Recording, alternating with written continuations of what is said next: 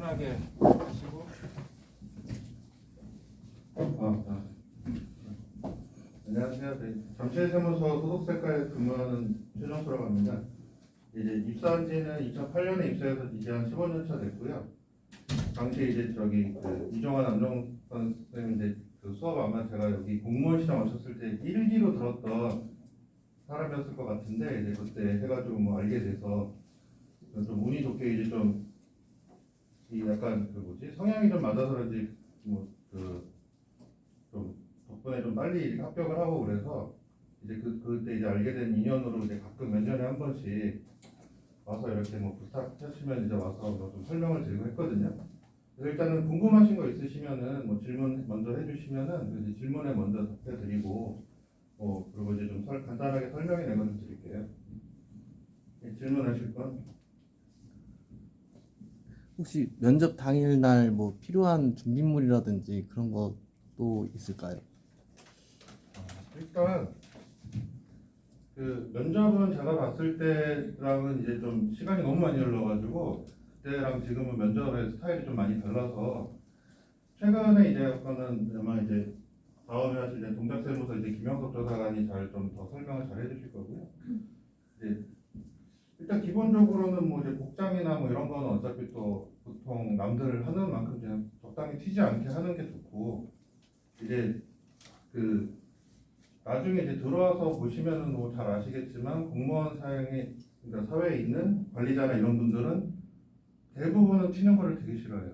그러니까 자기 직원이 뭐 말 잘하고 똑똑하고 뭐 그런 거보다 그냥 자기 말을 잘 듣는 사람을 좋아하기 때문에 뭐 튀는 거 이런 거는 이제 그런 걸 좋아하시는 성향의 분들이 소수가 있는데 그 소수의 분들이 나한테 걸릴지 그런 거는 장담을 못 하기 때문에 그런 거 이제 좀 그나마 이제 무난하게 가니까 맨날 뭐 장례식 복장이라고 뭐 다 똑같이 하고 가는 게 뭐 어쩔 수는 없을 거예요. 그래서 그런 식으로 하는데 이제 그런 부분들은 보통 다른 여기저기서 정보나 이런 거 하시고 이제 나머지는 크게 뭐 특별히 뭐 면접 당일날 이게 면접은 그 필기나 이런 것처럼 뭔가를 외워서 가서 한다던가 이런 시험이 사실은 아니거든요. 면접은 그냥 아주 이해하기 쉽게 말을 하면은 앞에 있는 면접관한테 나라는 상품을 파는 거예요. 그러니까 니네 회사에 나라는 인간을 사라라고 하는 건데 그거는 사실 있는 그 모습 그대로를 보여줬을 때 거기 맞는 게 최고의 방법인 거잖아요. 그러니까 어차피 뭐 시나리오를 아무리 잘 짜고 외워가도 면접관이 이제 질문을 할 때 그 뭔가 답변이나 이렇게 좀 너무 간단하거나 너무 사회적으로 바람직한 답변 뭐 이런 식으로 가면은 기본적으로 면접관 교육할 때 그 내용을 보면은 그때 이제 탐침 질문이라고 면접관 교육에 써져 있는데 그게 흔히 말하는 압박 질문을 하라고 돼 있거든요.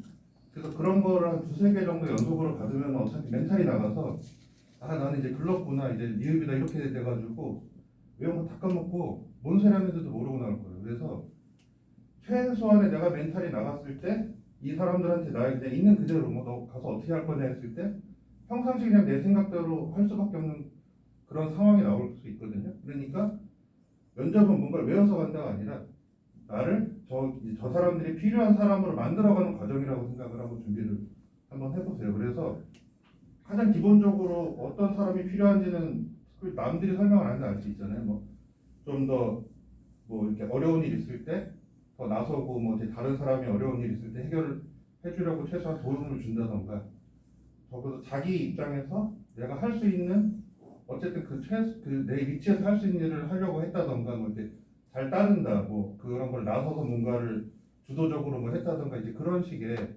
뭐 경험이나 이런 거 뭐 이제 그런 데서 나는 이런 사람이다라는 걸 어필하는 거거든요. 그래서 이제 그런 식으로 좀 준비를 하시면은 좀 도움이 되실 거예요. 소득세과는 어떻게 나뉘어져 있어요? 소득세과 그러니까 뭐 딱히 나눠져 있는 그런 게 아니고 어차피 소득세과에서 하는 일은 지금 소득세 신고랑 뭐 크게 보면 소득세 신고 그리고 이제 그 근로장려금 이렇게를 하고 있는데 같은 과 내에 있는 직원들은 다 동일한 업무를 하고 이제 각 사람마다 이제 담당자별로 그 총괄 업무라고 해서 누구는 신고를 총괄하는 업무를 하고 어떤 사람은 뭐 근로장려금 뭐 신청, 근로장려금 심사 이런 식으로 총괄 업무만 좀 다른 거거든요. 그래서 이제 뭐 어떤 사람은 이제 감사만 담당을 하고 이런 식으로 해서 딱히 나눠져 있는 건 아니고 다 동일한 같은 과에서는 다 동일한 일을 해요. 그 세무서에서 일을 할 때 보면은 세목별로 그 시즌이 다르잖아요. 네. 그럼 뭐 시즌일 때는 당연히 바쁘겠지만 비시즌일 때는 주로 어떤 일을 하는지. 근데 이제 그런 거는 이제 처음에 들어가면 신규 때는 이제 그런 부분이 좀 미숙해가지고 좀 힘들어하는 건데 보통 뭐 과마다 좀 틀리기는 해요. 그래서 그 특성도 많이 틀리고 그 부가세과나 이런 데는 뭐 이제 신고 같은 거 이제 굵직한 그런 시즌 외에도 잡다한 민원이 되게 많이 들어와요. 뭐 어디 신용카드 딱 끊었는데 뭐 상호가 달라서 여기는 이제 위장 가맹점이다 뭐 이런 거부터 막 이런 신고 같은 거 뭐 현금 영수증 안 끊어줬다 이런 식의 수시로 들어오는 이제 그런 일들을 같은 거를 주로 하고요. 이제 뭐 소득세과나 이런 데는 사실 그런 업무는 부가세과에 비하면 훨씬 적고 그냥 소득세과는 보통 비는 시간에 이제 과세 자료라고 해가지고 뭐 신고를 안 한 사람들에 대한 뭐 자료나 아니면 다른 뭐 조사과나 부가나 법인이나 이런 쪽에서 자기들이 업무 처리를 하다 보면은 이게 누군가의 경비면은 그 경비로 쓴 거는 그 상대방 쪽에서는 매출이나 수입이잖아요. 이제 그런 식으로 돼서 누락된 거를 검토하라고 그런 식으로 자료들이 통보가 되거든요. 이제 보통 그런 거를 그냥 조금 여유가 있을 때는 계속 이제 그런 좀뭐 자료를 하고 이렇게 해야 되는데 그게 이제 경력자들은 그래도 그런 걸 아니까 지금쯤에는 이런 거를 지금 해야 되는 때다. 언제는 뭘 해야 될지 이걸 아니까 좀 조율이 되는데 신규 때는 이제 그런 거를 모르니까 옆에서 누가 도와주질 않으면 계속 그냥 몸만 바쁘고 뭐 하는데 진도는 안 하고 뭐 이런 상황이 좀 있거든요. 그래서 그런 거는 가서 이제 생활을 하실 때 그래도 아주 재수가 없지 않는 한 과에서 한 명 정도는 좀 그래도 그나마 과에서 제일 착한 사람 한 명 정도는 신규들이 뭐 물어보면은 그래도 챙겨주는 사람 있을 거예요.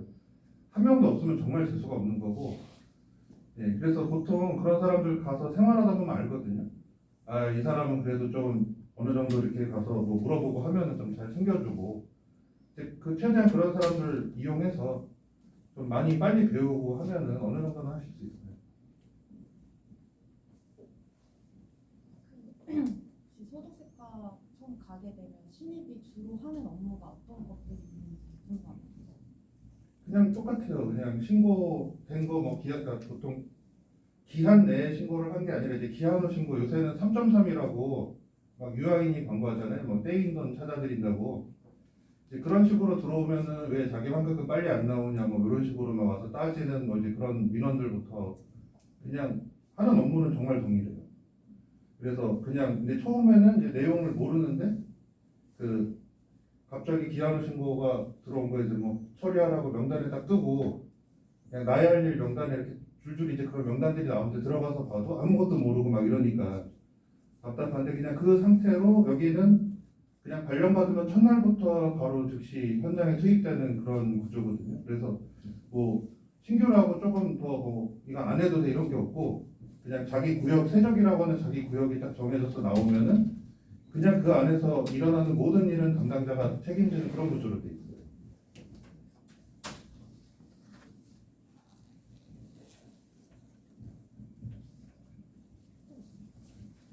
새로 공무원이 가장 갖춰야 되는 필요한 혹시 그런 어떤 자질이나 역량이 가장 중요한 게 어떤 거라고 생각하세요? 그건 이제 뭐 개인마다 다 다르겠지만 글쎄요. 근데 그거는 뭐 사실 딱히 뭐 생각하고 다니지는 않아서 그냥 일반적으로 그냥 세무 공무원한테 필요한 자질이나 이런 거는 그 어디에서나 똑같을 거예요. 그냥 정말 다른 사람 힘들 때 좀 도와줄 수 있고 뭐 그런 사람이면 되는 것 같고요. 그러니까 각각 이제 그 자기 자리에서 꼭 해야 되는 건 있어요. 이제 어느 정도 경력이 되면은 뭐 신고 같은 것도 이제 계획도 세워야 되고 뭐 알바도 뭐 신고 이제 담당이면은 알바도 뽑고 뭐 알바들 관리부터 뭐 직원들 뭐 그런 것도 관리하고 신고 창구 설치부터 뭐 이런 식으로 다 하게 되는 뭐 그런 게 있는데 그냥 일반적으로는 어차피 그러니까 그런 사람들 일을 되게 잘하는데 딱 지만 아는 그런 사람들도 어디나 다 있고 그냥 일도 못하면서 막 나대는 그런 사람들도 있고 되게 다양하거든요. 근데 같이 생활해보면 이제 딱 한 일반적인 친구 사이에서도 그렇잖아요. 누가 어려울 때 조금 와서 챙겨주고 뭐 같이 이렇게 뭐 해주고 이런 사람을 더 좋아하는 그런 것처럼 그냥 뭐 전문성이고 뭐고 어쩌고 이제 그런 거는 다 어지간하면은 좀 이제 다니다 보면은 어느 정도는 좀 생길 거고 여기 이제 다른 공무원들하고는 다르게 업무 자체가 되게 그 처음에 가서 하는 거는 되게 어렵긴 어려울 거예요. 처음 이제 하는 데서 대부분 이제 신규들은 이제 그런 거에 대해서 좀 적응을 잘 못하니까 뭐 어렵다고 막 계속 하고 뭐 보통 가면 이제 아는 친구나 선후배가 막 무조건 이제 도망치라고 여기 왜 오냐고 막 다들 그러잖아요. 근데 이제 그것도 조금 지나면은 다 좀 괜찮아지기는 하거든요. 그래서 그냥 뭐 딱히 세무 공무원이라서 딱 찍어서 필요한 거는 사실은 뭐가 있는지 잘 모르겠어요. 근데 이제 어차피 면접용이면은 보통 공직관이나 이런 거 이제 붙여가지고 자기는 이제 그 중에서 뭐 좀 더 이제 도덕성이 더 중요할 것 같다, 뭐 전문성이 중요할 것 같다. 이제 그런 거는 이제 본인의 그 면접을 준비할 때 그래도 가장 중요하다고 내세워야 되는 그런 항목하고 좀 연관되게 그래서 이제 그 질문이나 이런 걸 그쪽으로 유도를 해야 되니까 뭐 면접관이 도덕성이 제일 중요하다고는 그렇게 말씀을 하셨는데 본인이 도덕적인 뭐 그런 거에 대해서 뭐 경험이나 얘기를 해보라던가 그랬는데 그런 건 없는데요라던가 뭐 이런 식으로 아마 설정 그러니까 그 하실 때 어쨌든 본인의 이제 경험이나 이런 거에서 그냥 기본적인 공직 가치 이런 데서 아 그래도 내가 이 부분은 좀 이걸로 좀 엮어서 좀 설명할 수 있겠다. 보통 이런 식으로 해가지고 그냥 준비하시면은 무난하실 거고 보통 그런 거에서 했다고 뭐 그런 걸로 미흡을 나오거나 그러진 않을 거거든요.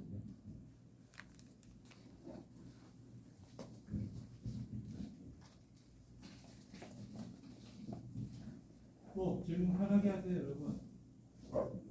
우리 예, 혜진님. 면접 때 대답하기 곤란한 질문에 대해서 어떻게 대처해야 되나요? 그냥 뭐 사실은 면접은 답이 없어요. 그러니까 이게 정답이다라는 거는 솔직히 거의 뭐 딱히 그런 거는 없다고 보고요. 근데 이제 대부분 뭐 부당한 뭐 상사의 부당한 짓이 뭐 많이 나오는 게 이제 그런 거 몇 가지 있잖아요, 팩트.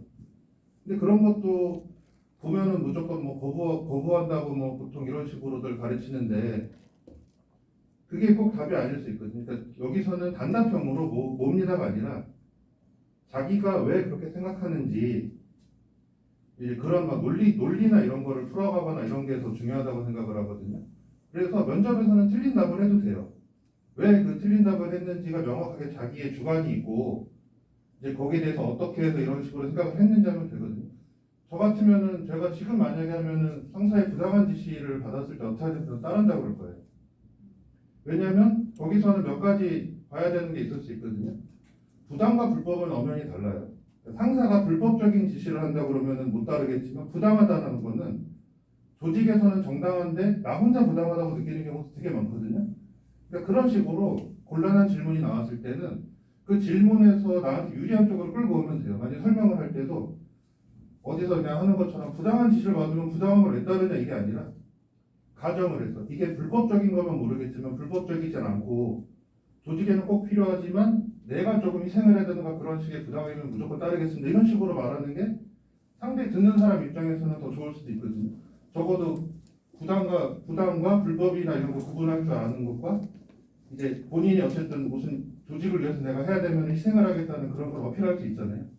그러니까 곤란한 질문도 대부분 보면은 조금 더 깊이 있게 생각을 해보면은 그게 이제 나한테 더 도움이 되는 질문일 수 있으니까 이제 그런 식으로 면접 준비를 하시면서 그런 걸 하나하나 이제 주로 이제 중요한 거는 자기 경험이나 그 기본적인 생각에서 이제 그런 거에 맞는 걸 찾아가면서 본인이 그런 걸 좀 만들어 가시면 돼요. 그 혹시 좀 다른 회사를 다녔던 사람이 그 면접 대답을 할 때요, 뭐 어려움을 극복한 경험이라든지 어떤 시련을 극복한 경험을 얘기를 할 때 아무래도 이제 회사에 있었던 그 이야기랑 좀 연결시켜서 얘기하는 경우가 많을 수밖에 없을 것 같은데 혹시 그렇게 대답을 해도 좀 감점 요소가 없는지 궁금해요. 이게 딱히 감점이라고 볼 수는 없고요. 그러니까 뭐 구체적으로 뭐 회사명 같은 거 말한다든가 이제 그런 게 아닌 이상은 네. 보통 어느 정도 보면은 뭐 아무리 블라인드라고 해도 딱 보면은 대충 나이는 좀 있겠구나 알고 뭐 대충 그런 거 있잖아요. 그래서 그 사기업 같은 데 다니는 거 내가 뭐 그것만이 그런 것만 하는 게 아니라 그때 경험 같은 거 하면서 내가 예전에 이제 회사를 다닐 때 뭐 어떤 식으로 문제가 있었는데 그걸 어떤 식으로 그 문제를 인식을 하고 그걸 뭐 해결을 하고 뭐 다시 이제 재발하지 않게 뭐 했다 이런 식으로 그런 식으로 설명하는 데 있어서 그 회사나 이런 경험이 있는 걸 얘기하는 것 자체로는 절대 마이너스는 아니에요.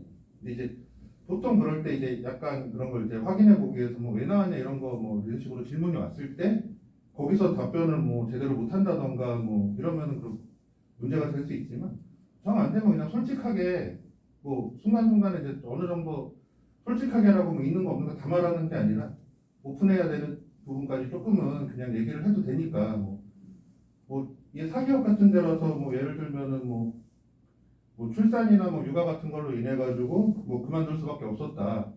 뭐 그런 식으로 뭐 해가지고 그냥 왜 그만뒀는지를 그냥 크게 문제 안 생기게 뭐 할 수 있으면 되는 거지. 솔직히 나이가 많은데 경험이 아예 없다가 오히려 어떻게 보면은 더 좀 안 좋을 수 있죠. 어느 정도 좀 본인이 좀 나이가 있으시면은 옛날에 했던 경험들 뭐 좀 오픈하는 것 자체가 아무 문제는 없다고 생각을 해요.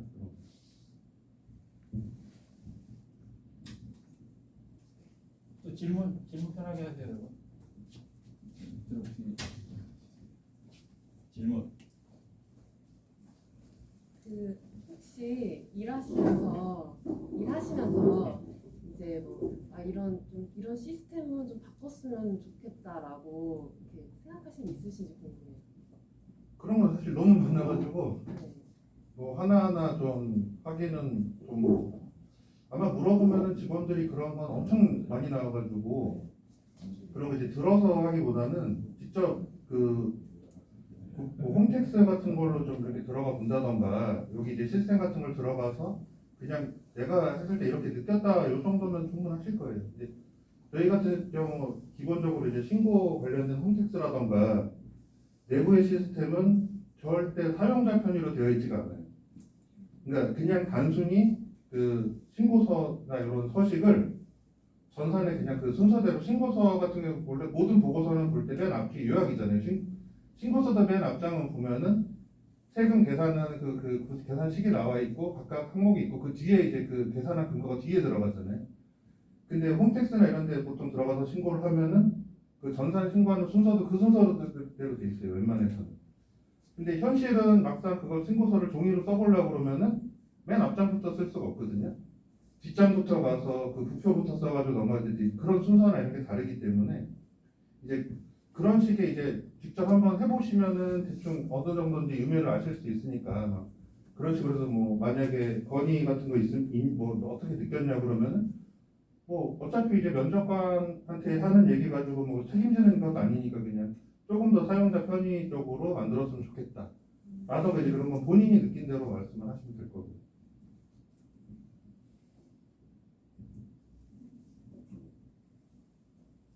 야근이 많나요?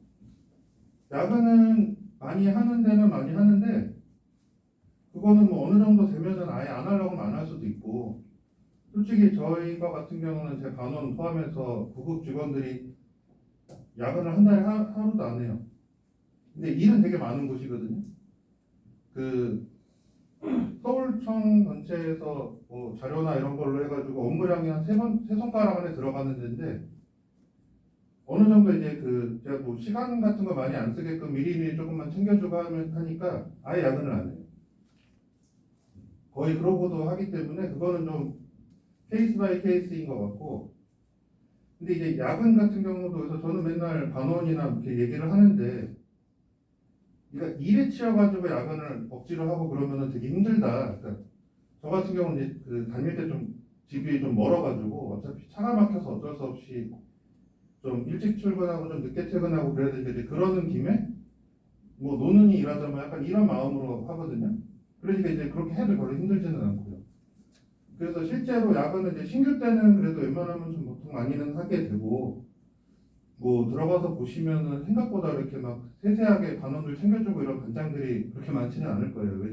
그 이제 성격 문제들도 있고 그 남들 그렇게 챙겨줘도 뭐 딱히 뭐 자기한테 돌아오는 게 별로 없기 때문에 뭐 그렇게는 할 텐데 이제 좀 그렇게 좀 좋은 사람만 만나서 좀 그런 것만 좀 챙겨주시는 분을 만나면 거의 야근 안 하고도 할 수는 있어요. 근데 거의 드물죠.